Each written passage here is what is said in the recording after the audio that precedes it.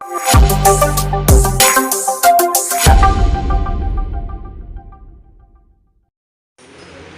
Mass മോട്ടോഴ്സിൽ നിന്നാണ് ഹീറോൻ്റെ pleasure വണ്ടി വർക്കിന് ആയിട്ടിട്ടുണ്ട്. അതിനകത്ത് നമുക്ക് മെയിനായിട്ട് പറഞ്ഞത് ക്ലച്ച് സൈഡ് നമുക്കൊന്ന് ചെക്ക് ചെയ്യണമെന്ന് പറഞ്ഞിട്ടുണ്ട്. ഒരു സൗണ്ട് വേരിയേഷനും വൈബ്രേഷനൊക്കെ ഉണ്ടായിരുന്നു.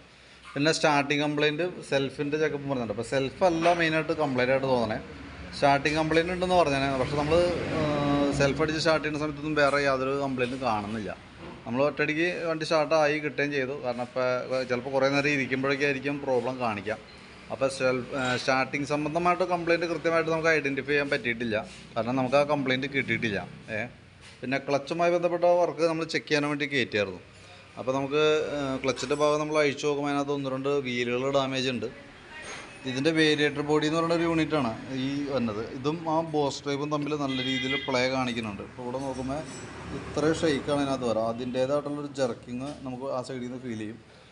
ക്ലച്ച് ഭാഗത്ത് നിന്ന് തന്നെ കാണിക്കും. അത് കൂടാതെ വന്നേക്കുന്ന ഒരു രസം എന്ന് വെച്ചാൽ അതിൻ്റെ ബാക്കിൽ വരുന്ന ആ ക്ലച്ച് ഷൂ ഒക്കെ കണക്ട് ചെയ്യുന്ന ക്ലച്ച് പുള്ളി എന്ന് പറയുന്ന ഒരു വീലാണിത്. ക്ലച്ച് പുള്ളി ഫേസ് ഡ്രൈവ് എന്നൊക്കെ പറയും. അതിൻ്റെ ഇവിടെ വരുന്ന ഈ പിന്ന് വരുന്ന ഭാഗമൊക്കെ ഓവലായി പോയേക്കാണ്. ഇവിടെ നോക്കുമ്പോൾ അറിയാം ഈ സൈഡൊക്കെ ശരിക്കും റൗണ്ട് ഷേപ്പാണ് വൻ്റെ. ഇത് ശരിക്കും ഒരു റൗണ്ട് ഷേപ്പാണ്, ഒരു ഹോളാണത്. പക്ഷേ അതേപോലെ തന്നെ വന്ന ഒരു റൗണ്ട് ഷേപ്പുള്ള ഹോളാണത്. നമ്മൾ ഓരോ പ്രാവശ്യം നമ്മളിങ്ങനെ ഓടിക്ക് വർക്ക് ചെയ്യുന്ന സമയത്ത് അതിൻ്റെ ഉള്ളിൽ ഈ വരുന്ന പിന്നിന് തേമാരം വരുന്നുണ്ട്. അപ്പോൾ ഇത് നോക്കുമ്പോൾ ഇത്രയും നല്ല ഷെയ്ക്കാണ് ഇതിൻ്റെ ഉള്ളിൽ കാണിക്കുക. അപ്പോൾ ഇത് ശരിക്കും ഒരു മൈന്യൂട്ടായിട്ടുള്ളൊരു ഫ്രീ പ്ലേ മാത്രമേ പാടുള്ളൂ.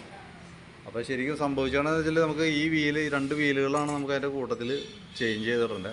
എന്നാൽ തന്നെയാണ് നമുക്ക് അതിൻ്റെ ആ ബാക്കിലത്തെ ക്ലച്ചുമായി ബന്ധപ്പെട്ട കംപ്ലയിൻറ്റ് മാറുള്ളൂ. കാരണം ഈ വീല് അത്യാവശ്യം നല്ല രീതിയിൽ തന്നെ ഓവലായി പോയിട്ടുണ്ട്. അതേപോലെ തന്നെ ഈ വീലിൻ്റെ എവിടെയായാലും ആ റോളർ വർക്ക് ചെയ്യുന്ന ഭാഗമൊക്കെ ചെറിയ സ്റ്റെപ്പ് പോലെ ആയിട്ടുണ്ട്. അപ്പോൾ അത് രണ്ടും ചേഞ്ച് ചെയ്തിട്ട് കഴിഞ്ഞാൽ അത് ക്ലിയർ ആയിക്കോളും. പിന്നെ ക്ലച്ച് ഷൂ ഒന്നും വേറെ പറയത്തക്ക കംപ്ലയിൻ്റ് ഒന്നുമില്ല. അതിൻ്റെ ഉള്ളിൽ വരുന്ന ഈ ഡാമ്പർ റബ്ബർ സെറ്റ് നമുക്കൊന്ന് ചേഞ്ച് ചെയ്തിടാം. അത് അങ്ങനെ 1-2 കേസുകളാണ് മെയിനായിട്ടുള്ളൂ. ബെൽറ്റിൻ്റെ കാര്യമൊക്കെ നോക്കുമ്പോൾ ബെൽറ്റൊക്കെ നല്ല ബെൽറ്റാണ്, പുതിയ ബെൽറ്റ് കിടക്കുന്നത്. കമ്പനി ബെൽറ്റ് തന്നെയാണ്, വേറെ പ്രോബ്ലം ഒന്നുമില്ല. ബെൽറ്റ് അത് തന്നെ യൂസ് ചെയ്യാം കേട്ടോ. അപ്പോൾ ക്ലച്ചിനകത്താണ് നമുക്ക് മെയിനായിട്ട് ഒരു എമൗണ്ട് വരണേ. കാരണം എന്ന് വെച്ചാൽ ഈ ക്ലച്ച് ഈ വീലുകൾക്ക് അത്യാവശ്യം പൈസ ഉണ്ട്. ഈ വീല് അതിൻ്റെ ഉള്ളിൽ വരുന്ന ഈ റോളർ പിന്നെ കാര്യങ്ങളൊക്കെ വരും. പിന്നെ ഈ വേരിയേറ്റർ ബോഡി, ഈ ബോസ് ഡ്രൈവ്, ഇതിൻ്റെ ഉള്ളിൽ തന്നെ ഈ റോളർ കുഴപ്പമില്ല. നമുക്ക് തേമാനം ഉണ്ടെങ്കിൽ പോലും നമുക്കത് യൂസ് ചെയ്യാം. അതേപോലെ ബെൻഡെക്സ് ഒന്നും പ്രത്യേകിച്ച് വേറെ കംപ്ലയിൻ്റ് ഇല്ല.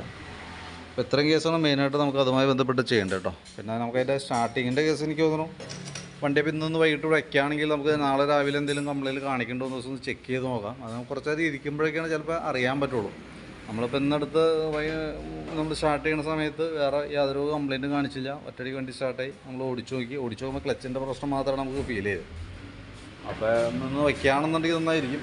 നമുക്കത് കംപ്ലയിൻറ്റ് അങ്ങനെ ഉണ്ടെങ്കിൽ സ്റ്റാർട്ടിങ്ങിൻ്റെ സംബന്ധമായിട്ടുള്ള പ്രശ്നം കൂടി ഉണ്ടെങ്കിൽ അതും കൂടി നമുക്ക് നോക്കാം. ഇപ്പം നിലവിൽ നമുക്ക് ഈ ക്ലച്ചുമായി ബന്ധപ്പെട്ട് വർക്ക് ചെയ്യുമ്പോൾ എത്ര വരുന്നത് ഏകദേശം ഒരു എസ്റ്റിമേറ്റ് ആക്കാം. അതിൻ്റെ ഡീറ്റെയിൽസ് തരാം. സ്റ്റാർട്ടിങ്ങിൻ്റെ കേസ് ചെക്ക് ചെയ്ത് നോക്കിയിട്ട് അതിനെന്തെങ്കിലും പ്രോബ്ലം ഉണ്ടെങ്കിൽ അതിൻ്റെ ഡീറ്റെയിൽസ് ഞാൻ നാളെ രാവിലെ നോക്കിയിട്ട് ഡീറ്റെയിൽസ് അപ്ഡേറ്റ് ചെയ്യാം കേട്ടോ.